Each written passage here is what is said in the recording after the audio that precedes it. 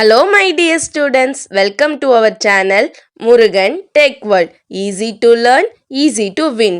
இந்த வீடியோவில் நம்ம என்ன பார்க்க போகிறோம் அப்படின்னா subject code CCS 358 principles of programming languages சப்ஜெக்டுடைய unit wise important question with ஆன்சர்ஸோட லெக்சர் வீடியோ சீரிஸ் தான் பார்த்துட்டு இருக்கோம்.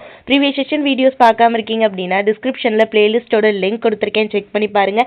இந்த வீடியோவில் நம்ம பார்க்க போகிற டாபிக் என்னென்னு பார்த்தோம் அப்படின்னா 4th யூனிட்டில் டிசைனிங் இஷ்யூஸ் என்னெல்லாம் ஊப் லாங்குவேஜுக்கு வருது அப்படின்னு தான் பார்க்க போகிறோம்.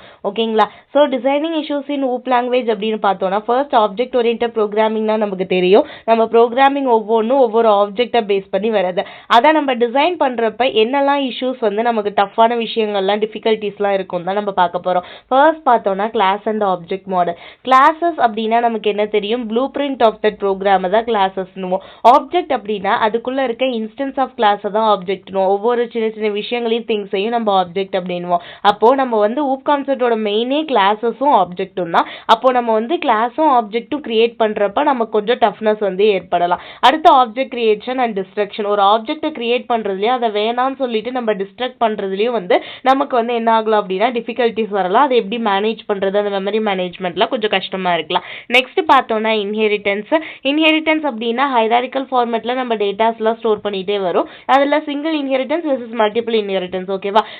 மெயினாக ஊப் லாங்குவேஜில் இருக்கிறது இன்ஹெரிட்டன்ஸ் கான்செப்ட். ஓகே, அப்போ நிறைய கிளாஸஸ்லேருந்து என்ன பண்ணுவோம் அப்படின்னா இன்ஹெரிட்டன்ஸாக பர்ஃபார்ம் பண்ணுவோம். அப்போ என்ன ஆகும் அப்படின்னா டைமண்ட் ப்ராப்ளம் அப்படின்னு இதுவாகும். ஓகேவா? மல்டிபிள் இன்ஹெரிட்டன்ஸ் நடக்கிறப்ப நமக்கு டைமண்ட் ப்ராப்ளம் வந்து இதுவாகலாம். அதே மாதிரி இன்ஹெரிட்டன்ஸ் நடக்கிறப்ப அதோடைய டெப்த் எவ்வளோ இருக்குன்னு நமக்கு தெரியாது. ஸோ அதுலேயும் டிஃபிகல்ட்டிஸ் வந்து இதுவாகலாம். ஸோ இன்ஹெரிட்டன்ஸில் எனக்கு வந்து கொஞ்சம் டிஃபிகல்ட்டிஸ் இருக்கும். அடுத்து பாலிமார்பிசம். பாலிமார்பிசம்னா combination of various of kinds of datas. ஓகேவா? ஒரே மெத்தட், சேம் மெத்தட் வந்து டிஃப்ரெண்ட் பேராமீட்டர்ஸ் யூஸ் பண்ணுறது. ஓகேங்களா? இந்த மாதிரி வரதெல்லாம் நம்ம என்னன்னு சொல்லுவோம்னா பாலிமார்பிசம் கான்செப்டில் வரும். இங்கே method over learning and over riding இருக்கும். ஓகேவா? ஒரே மெத்தடுக்கு நிறைய பேராமீட்டர்ஸ் வந்து ரன் ஆகுறது. ஓவர் ரைடிங் அப்படின்னா ஒவ்வொரு பேராமீட்டரும், அதாவது ஒரு பிஹேவியருமே சேஞ்ச் ஆகிக்கிட்டே இருக்கிறது மெத்தடோடது.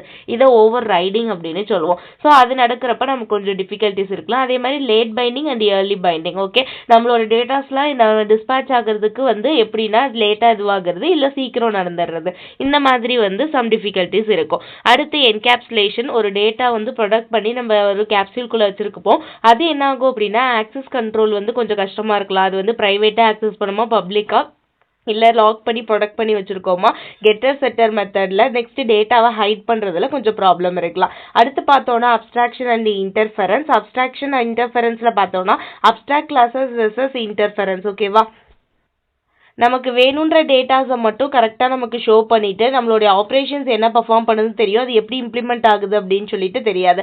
அதெல்லாம் ஹைட் பண்ணி வச்சுருக்கோம். அதில் கொஞ்சம் காம்ப்ளெக்சிட்டி அதிகமாகலாம். ஓகேங்களா? இந்த மாதிரி விஷயங்கள் நடக்கும். Next object relational mapping and persistence. Persistence of object அப்படின்னா இல்லை, எப்படி நம்மளுடைய ஆப்ஜெக்ட் வந்து ஸ்டோர் ஆகிருக்கும் டேட்டா பேஸில், எந்த மாதிரி அதை எடுத்து ஆக்சஸ் பண்ணுது. அப்போ எனக்கு கொஞ்சம் ஹேண்டில் பண்ணுறதுல என்ன ஆகலாம் அப்படின்னா டிஃபிகல்ட்டிஸ் வரும். ஓகேவா? Next concurrency and thread safety. Concurrency அப்படின்னா ஒன்றுமே கிடையாது. ஊப்ல இருக்கிறது என்ன அப்படின்னா ஒரே நேரத்தில் வந்து எல்லா ஒரு மெத்தட் வந்து என்ன பண்ணும் அப்படின்னா ஒரு நேரத்தில் ஒரு சிஸ்டம் பல ஆக்டிவிட்டீஸை மல்டிபிள் டாஸ்கை பெர்ஃபார்ம் பண்ணுறது தான் கன்கரன்சி அப்படின்னு சொல்லுவோம். ஓகேங்களா? அடுத்து மியூட்டபிலிட்டி, இம்யூட்டபிலிட்டி. மியூட்டபிலிட்டி அண்ட் இம்யூட்டபிலிட்டின்னா can be change, easily change பண்ண முடியும், சேஞ்ச் பண்ண முடியாது இம்யூட்டபிள் அப்படின்னா.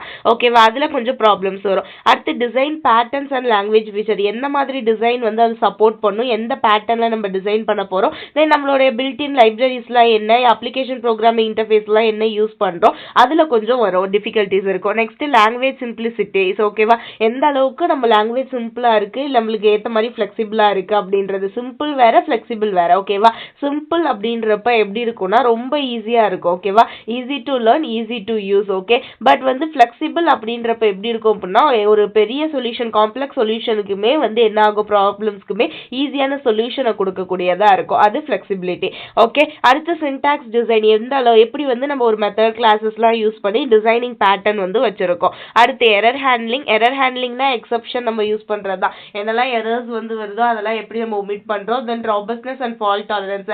எந்த இடத்துல வந்து என்னோட டேட்டா ஏதாவது அன்கண்டிஷனல் டிசாஸ்டரில் லாஸ் ஆயிடுச்சு அப்படின்னா நான் அதை எப்படி ரெக்கவர் பண்ணுறேன் அப்படின்றதுக்கு ஃபால்ட் டாலரன்ஸ் இருக்கணும். தென் மெமரி மேனேஜ்மெண்ட் மேனுவலாக இருக்கா இல்லை ஆட்டோமேட்டிக் மெமரி மேனேஜ்மெண்ட் கார்பேஜ் கலெக்ஷனுக்கு. Then reflection and meta programming. Reflection அப்படின்றப்போ ஒரு ப்ரோக்ராம் ஒரு தன்னை மாதிரியே ஒரு ஓன் ஸ்ட்ரக்சர் மாதிரியே அடுத்த இதை வந்து கிரியேட் பண்ணிக்கிறது. ஓகேவா? நான் என்ன பண்ணோம் அப்படின்னா அதே மாதிரி அந்த எந்தெந்த டைம்ல என்னென்ன சப்போர்ட் பண்ணணுமோ அதே மாதிரி அந்தந்த டைம்ல வந்து என்ன ஆகும் அப்படின்னா ரன் டைம்ல கரெக்டா வந்து சப்போர்ட் பண்ணி ஒவ்வொரு ஆப்ரேஷன்ஸ்க்கும் மெத்தட் ஃபங்க்ஷன்ஸ்க்கும் யூஸ் ஆகும். ஓகே, தென் வந்து பார்த்தோம்னா இவ்வளோதாமா நமக்கு என்ன அப்படின்னா டிசைன் இஷ்யூஸ் எங்கெல்லாம் வந்து நமக்கு வந்து ஊப் லாங்குவேஜ் சப்போர்ட் பண்றப்ப வரும் அப்படின்றது. இது எல்லாமே ஊப் லாங்குவேஜோட மெயின் கான்செப்ட். இந்த கான்செப்ட் ஒவ்வொன்றும் பெர்ஃபார்ம் பண்றப்ப என்ன ஆகும் அப்படின்னா நமக்கு நிறைய இஷ்யூஸ் வந்து ஏற்படலாம். ஓகே, சிம்பிள் ஒன்று தான். ஜஸ்ட் என்னன்னு மட்டும் ஞாபகம் வச்சுக்கோங்க, சைட் ஹெட்டிங்கை மட்டும். மறக்காம முருகன் டெக்வல் சேனலை சப்ஸ்கிரைப் பண்ணிக்கோங்க, பக்கத்தில் இருக்க பெல் ஐக்கானையும் கிளிக் பண்ணிக்கோங்க. அப்பதான் நான் போடுற வீடியோஸோட நோட்டிஃபிகேஷனாக உங்கள் மொபைலுக்கு வரும். Stay tune. நெக்ஸ்ட் வீடியோவில் செமாஃபோர்ஸ் பார்க்கலாம். தேங்க்யூ.